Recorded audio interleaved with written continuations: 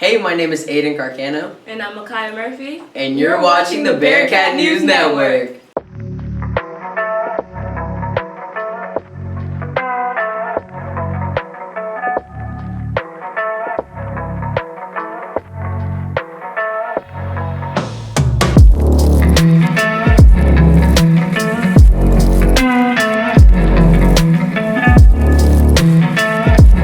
Will you please stand for the pledge? I pledge allegiance to the flag of the United States of America and to the republic for which it stands, one nation, under God, indivisible, with liberty and justice for all. Now for the Texas Pledge. Honor the Texas flag. I pledge allegiance to thee, Texas, one state under God, one and indivisible. Please remain standing for a moment of silence.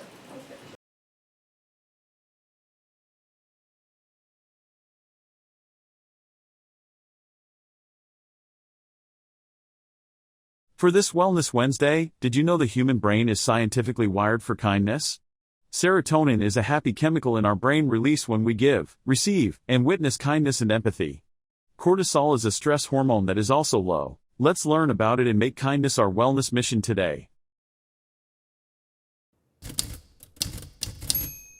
One of the hardest questions when you think about the evolution of the human species from the standard framework of evolution, which really is about individual survival, competing, getting your genes to the next generation. One of the hardest questions within that framework is, why are people so frequently and routinely good and generous and sacrificing, right?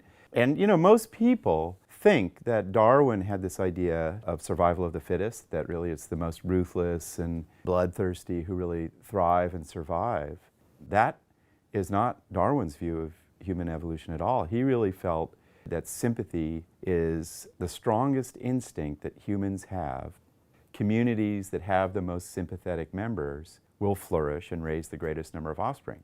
That notion of Darwin's led to this sense that out of the vulnerability of our offspring emerged, first of all, social structures like cooperative caregiving, and then also physiological systems shaped by evolution to help us take care of the carriers of our genes, our offspring. We have learned from neuroscience down at UCLA that if you feel physical pain, a part of your brain lights up, and if I see you have that physical pain, the same part of my brain lights up. It's as if we're wired to have the same experience of other people.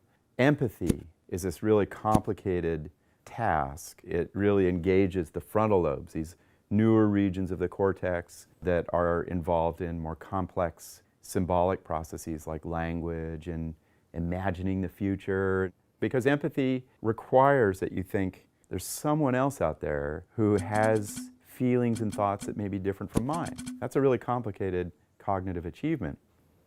In my lab, the Berkeley Social Interaction Lab, we showed images of prototypical suffering to our participants. They trigger massively powerful reactions of compassion, and what we found in the brain is that a very old part of the brain, called the periaqueductal gray, which is common to mammals when they take care of things, lights up when you feel compassion. So that tells us compassion is really old in the nervous system, as Darwin speculated.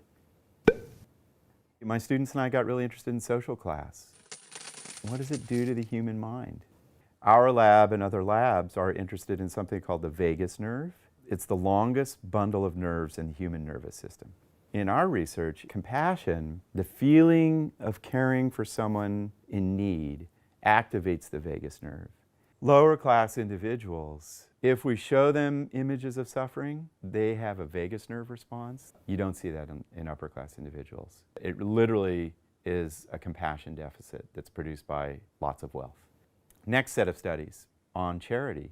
Who gives? Economic analyses would say, if I have a lot of money, it should be easy to give. If I have $900 in my bank account, giving away money it really matters. It matters what you put in your fridge. And in spite of that, what we find is lower class individuals give more, and this is replicated in studies of philanthropy. One of the things that this science tells us is there is enormous strength in these poorer communities of generosity and empathy that, many people in more privileged circumstances miss. It's strong community.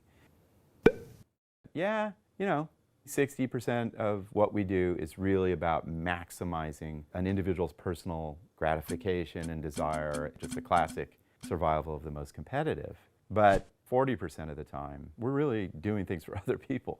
And we sacrifice and we risk exploitation and we still do it. And not only that, but it actually becomes personally fulfilling and inspiring to engage in that work. We find these secondary delights in acting on behalf of others. And I think that it really requires that we have to redefine human self-interest. The great ethical traditions have always been encouraging this. And now we're seeing the science say, yeah, the brain really cares about other people.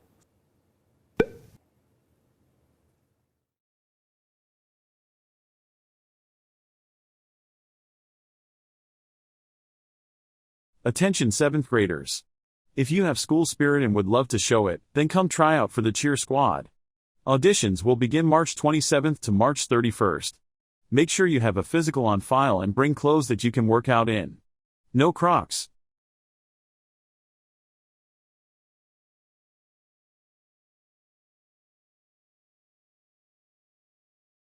Here is today's riddle.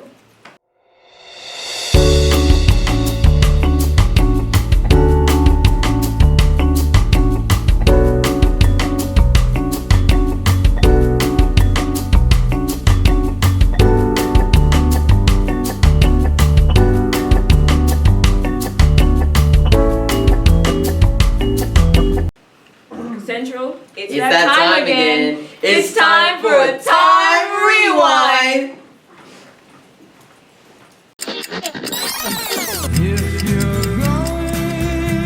It's Time Rewind for March 8th. Production of the Volkswagen microbus begins in 1950. It becomes an icon of America's counterculture movement as the vehicle of choice for so-called hippies during the 1960s. In 1983, President Ronald Reagan refers to the Soviet Union as an evil empire for the second time in his political career, this time before the National Association of Evangelicals convention in Florida. To ignore the facts of history and the aggressive impulses of an evil empire. These two dudes weren't exactly evil, but they typically were up to no good. We're talking about Beavis and Butthead, their animated series debuts on MTV on this day in 1993. That was cool. Musically speaking, we rewind to 1980 and find Queen reigning over the singles chart with Crazy Little Thing Called Love. It's Queen's first #1 single. That's Time Rewind. I'm David Mendel. And that is your Bearcat news for today.